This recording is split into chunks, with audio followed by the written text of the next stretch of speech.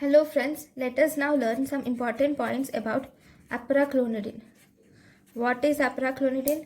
Apraclonidine is a congener. It is a congener of clonidine, and this apraclonidine has primary alpha 2 agonistic action. It has primary alpha 2 agonistic action. Okay. And it has a small amount of or subsidiary alpha 1 agonistic action also. Okay, if you see side effects of apraclonidine are, you can see side effects like mydriasis and lid retraction is seen due to apraclonidine. Then one more container of clonidine which is used is brimonidine.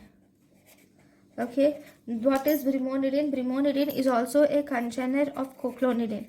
It is also a congener of clonidine, and it has more alpha 2 selectivity. It has more alpha 2 selectivity, and this causes side effects like mydriasis and lid retraction is seen in brimonidine. Okay. Thank you for watching.